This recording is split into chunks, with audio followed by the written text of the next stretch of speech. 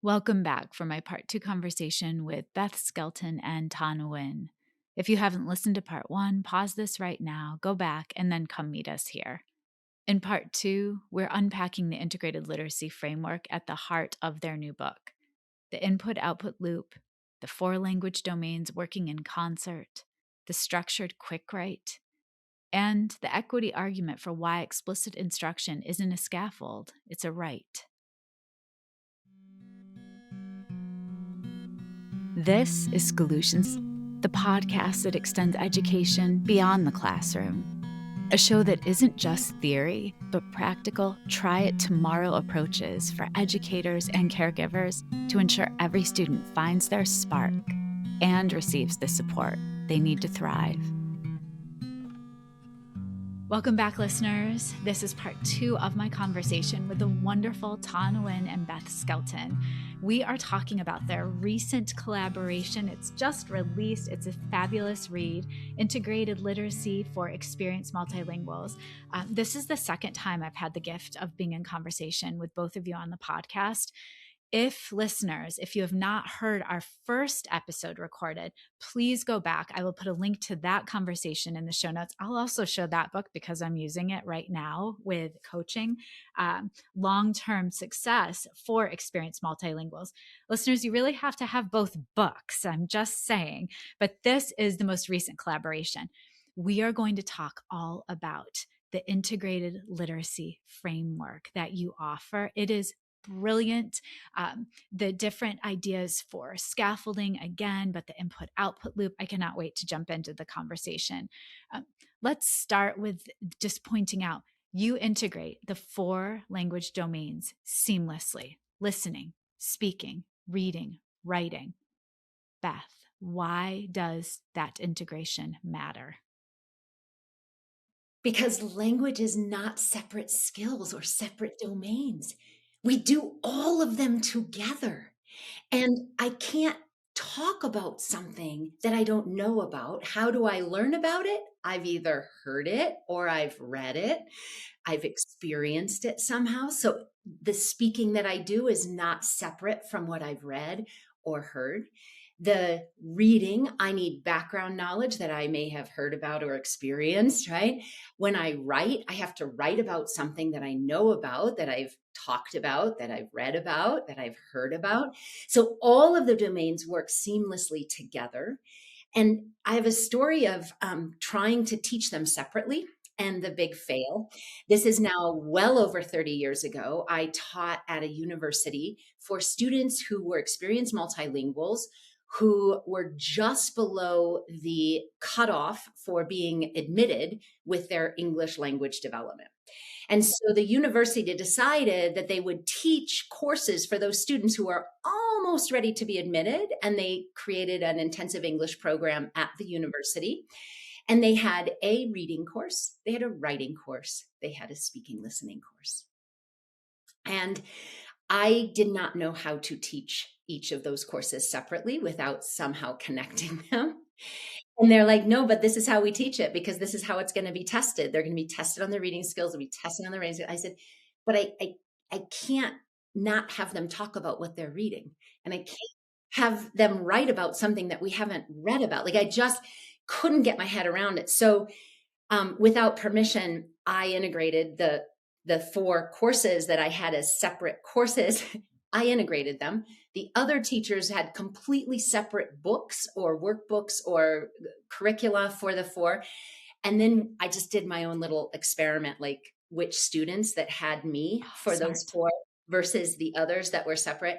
And the scores were significantly better from the ones that had an integrated approach because that's how language works. So that was years ago, and it was just my own private, like I have to integrate because I can't imagine doing it as separate courses.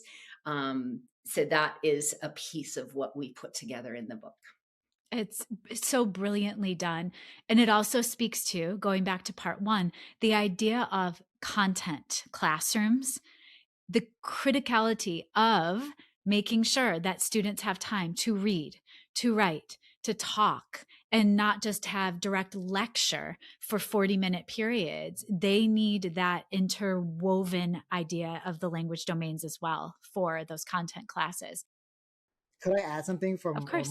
when I first started teaching? Same thing. I would separate them, and I would do like a vocabulary thing, and then I would do like a writing, like a reading thing, and then by the end of the unit, oh my goodness, we have to assess their writing, and then I would cram writing in, and at the end, I was like, we.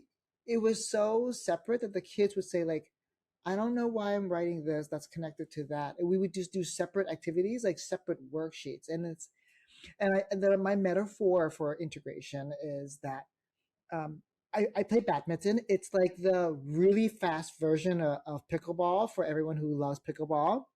And we have like really cute outfits, by the way. Um, and when I'm coaching my students, I can't just tell them, you're gonna have to hold the racket this way, or like let's just focus on just holding. No, it's like holding the racket, timing the swing, but then moving your body to a certain place, but then moving your leg to like, I can't break it down like that, because then like there's when kids try to put it together, they look like a hot mess, Yeah. and then I get all angry. So then I have to like, now when I coach badminton, it's actually all integrated. It's like what part of your body moves first, that moves the next part of your body, that moves the next part of your body. And so and that's what I do with in my class. Everything is like, let's just read the text first to get the content. Then let's get you to talk about the text with me, with each other. Let's practice writing that. Let's practice reading what we read, and then let's co-write it together in pairs. And so it's all integrated. There's no like, well, it's the end of 80 minutes. We'll do the writing next week. Yeah. No, It's like, let's do writing right now. yeah, yeah. And it also, it offers them that connective thread. And so they do see, because instruction learning has to be worthy of our students' time.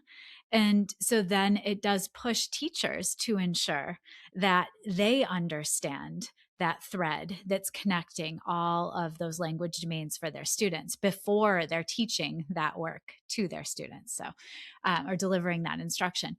Tan, there's a quote in the book above a gorgeous graphic around unit planning, and I want to read this quote directly. Teaching language skills without content is like having tools but no seeds to plant. And that made me think a lot about really what you were just saying. It's critical.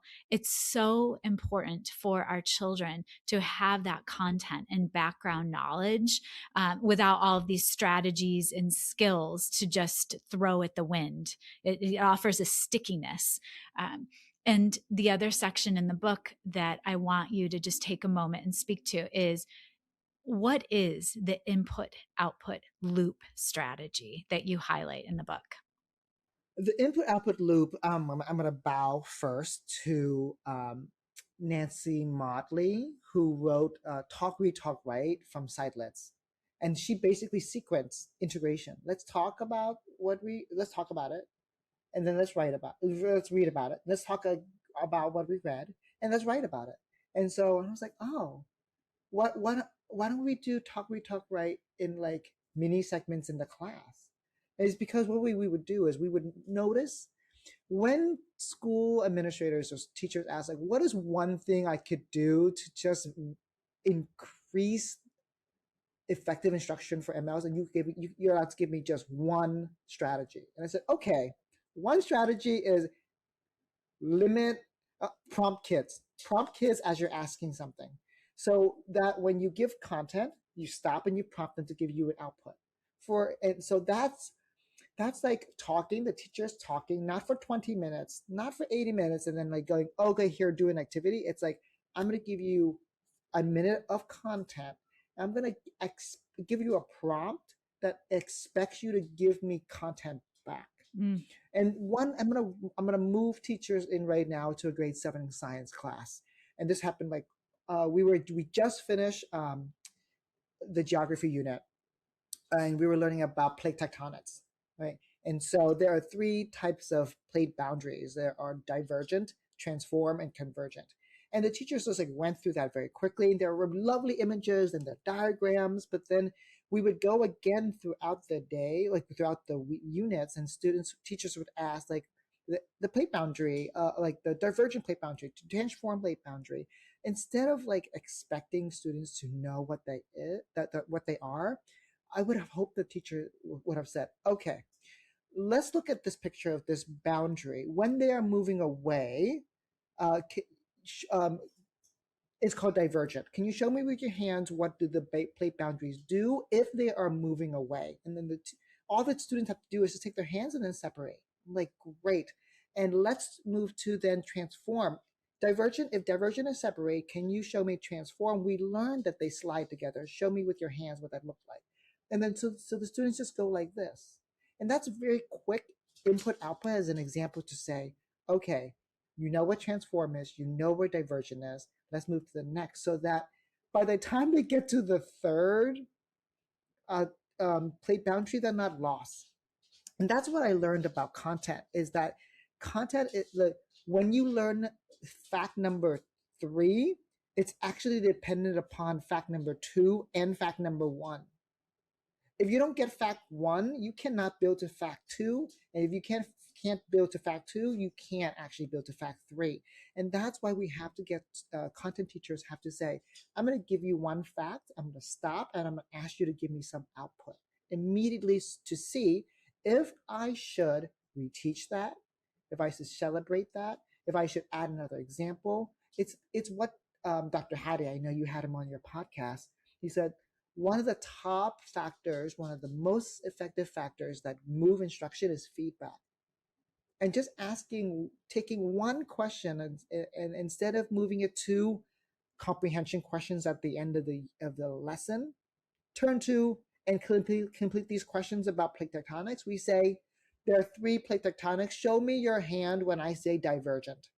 And I can see that, and I know they get it, and I can move to talking about the effect of plate boundaries. Mm-hmm. It really holds high expectations for students. Teachers have to be so clear on what the learning outcome is that they want all students to leave that lesson or that concept with, in addition to then the scaffolding that you just shared, that 1 leading to 2, 2 leading to 3, and also the scientific language to be woven in. Beth, what did you want to add?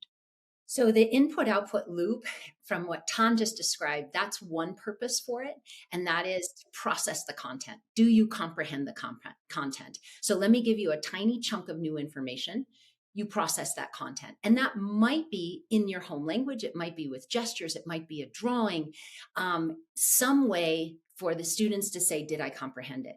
The second reason for the input-output loop is, I think, what Tan is going to describe in a moment, and that is to process the language. So I also need a chance to just get my mouth around divergent, or to use divergent plates in a full sentence.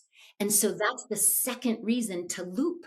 And it's like, let me give you more input, and now try to output that, use your language. And that's how we explicitly build the academic language that students need, by giving them opportunities to output either in speaking or writing regularly. So that input output loop is, if, like Tan said, could you get more processing time? I would say, can we shorten the loop? Rather than input, and then a little bit of output, I would like a little input, a little output, a little input, a little output, like that. If I could shorten that loop to multiple loops throughout the class period, that would be a win. Beth, before you jump into it, offer an example of that. If you're not watching this episode, if you're only listening, I wish you could have just seen Beth's finger going back and forth in this gorgeous infinity symbol, figure 8, because it really is. It's not a circular loop. It's that infinity symbol of input, output, and I can close my eyes and picture that. So Tan, can you then illuminate the example that Beth was just offering as in a classroom? Yeah, so she talked about, okay, now that you know what divergent, transform, and convergent boundaries are, I want you to compare and contrast them, really, because they're all different. And look at that language. Contrast means to show differences. We want to get students to write like geologists, they have to have certain structures of when they say, because geological features, or there are differences in geological features, so we use contrast. And when you use contrast, you have to use words that show differences. So for example, we might say while shows contrast right away. It also can mean time. It's one of those words that can mean two things, but Yes. while can show contrast. So while the divergent boundaries, while plates in a divergent boundary separate, comma, in a convergent plate boundary, they collide together. And so we want that kind of language instead of students saying this. Okay, go and tell me, compare, contrast the differences between the boundaries. A student would say, divergent boundaries is when the boundaries separate, full stop. Convergent boundaries is when the plates collide. Technically correct, Yeah. but academically, the register is not as high or as I wouldn't say complex. It's the academic language is supposed to be concise. So we don't need two simple sentences. We need just a complex sentence that shows contrast and get to the point and move and done. And that's what we want our students to not just learn content, but use language to express their understanding of the content. So when the teacher says contrast the plate boundaries, they know I can use the word while to express that these two boundaries are different. It also gives such a glimpse into the meaning behind transitional phrases and the purpose behind them. And so I'm thinking of all the layers of instruction. There is a high expectation in everything you're saying for students that you will live like scientists. You will live like historians. You will live like mathematicians in this work. And that is serving them far beyond their years in pre-K to 12 schooling. And that's why I am just obsessed with the way you two approach not just instruction for experienced multilinguals, but I think what you write about is good for all children, Beth, as we talked about. I want to just talk about the equity argument that the book also illuminates beautifully. This really gives a nod to the systemic underserving that many experienced multilinguals experience in the school system. What does it cost us as a society when this group of children are not exposed to the language so that they can fully participate, Beth? I would start the answer to this with a story that just came to me this last week. I was at a conference that had nothing to do with education. And I was interacting with a woman who runs a medical practice. And she is a lawyer and she is extremely advanced in her field. And I was sharing what I do and my background. And she had this light bulb moment. She said, I think I understand why my office manager, I can't promote her.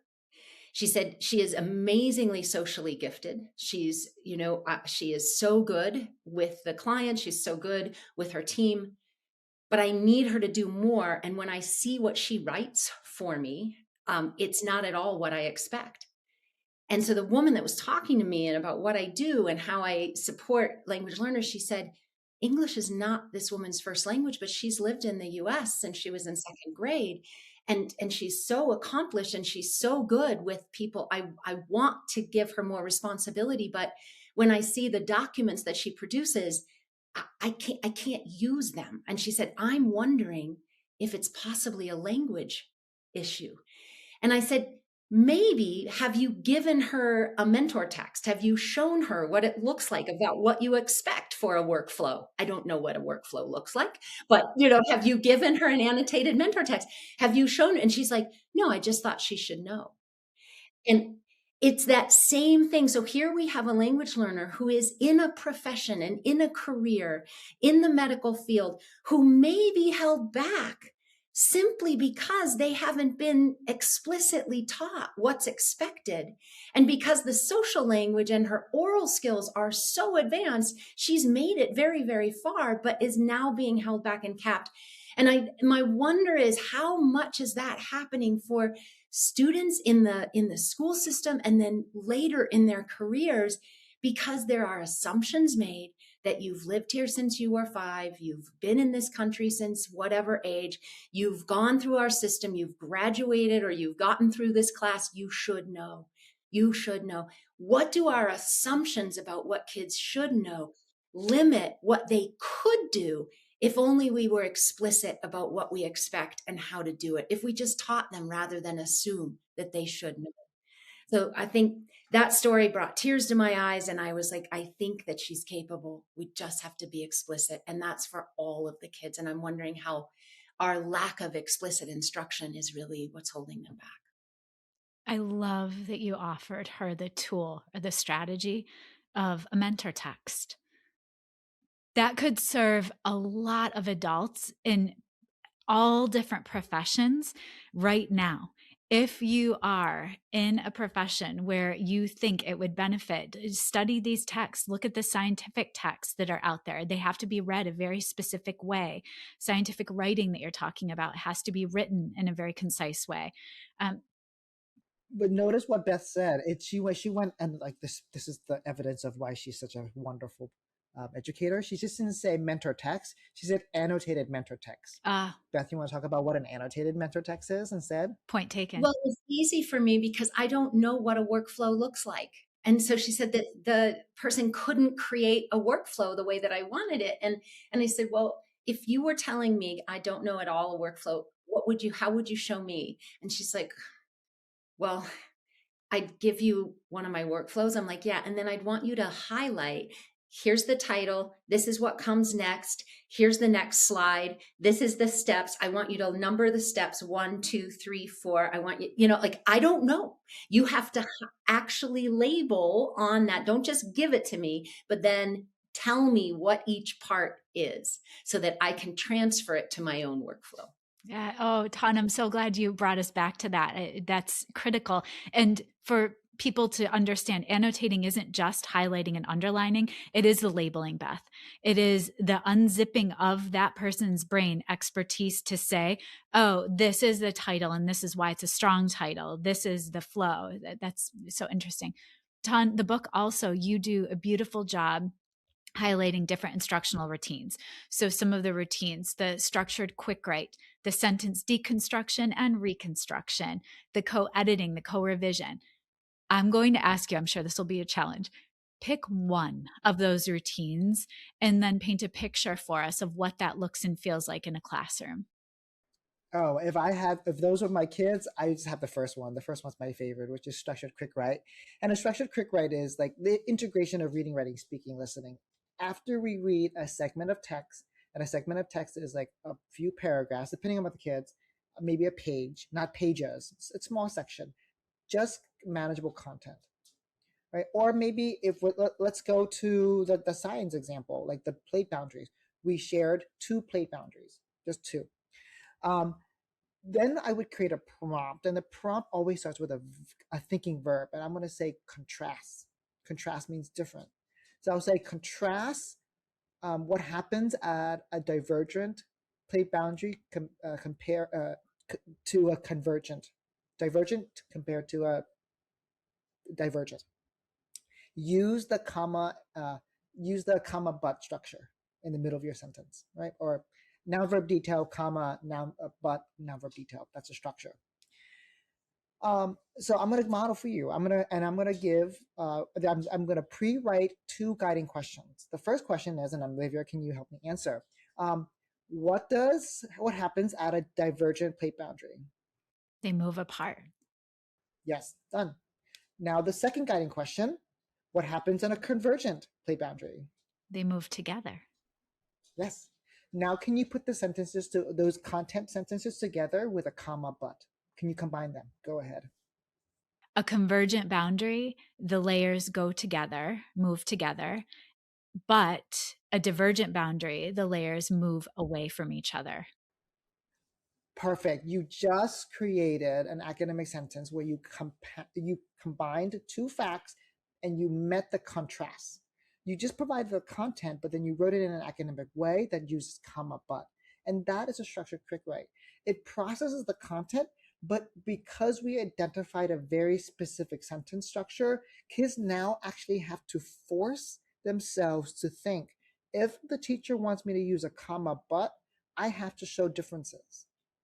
So it's not just give me an answer, it's give me an answer within these confines. And the confines are the sentence structure. What a perfect springboard too then for the teacher to also get to the why behind those different scientific concepts happen, because once they understand the contrast, the difference between, then they can get to that why as well. Oh, that's so exciting. I want to end part 2 with a story, a moment where each of you have seen the clicking, the confidence, the participation in the conversation with a student. So, Beth, start us off. Share a moment. Probably came from an interview with an experienced multilingual and asking them about their favorite classes. And the answer was that moment where the student said, I love math. And when I asked why, and they said, because the teacher shows exactly what to do and how to explain what I did. And that teacher being so explicit in not just the process, but also how to explain it. And you could see the light bulb, and this student wants to go on and do more math because they get it. That's beautiful. Tan, how about you? So I'll slightly switch instead of a student, I'll do it with colleagues because I collaborate with colleagues a lot. And then I see the impact of their work. So my colleagues are a social studies teacher in the IB world. They're called INS, Individuals and Societies. And the first part of their project is for students to write a research question.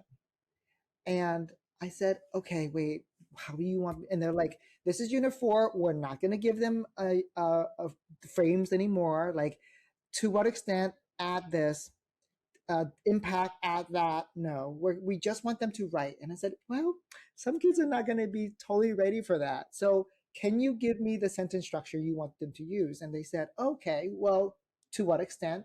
And they said, or they can add how.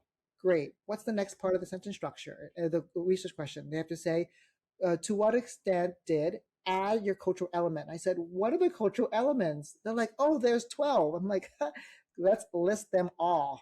So we put them in there. And then the teachers, and I said, what's next? And the teacher said, oh, to what extent does this cultural element in, and I said, what's next in the country? Oh, so at country.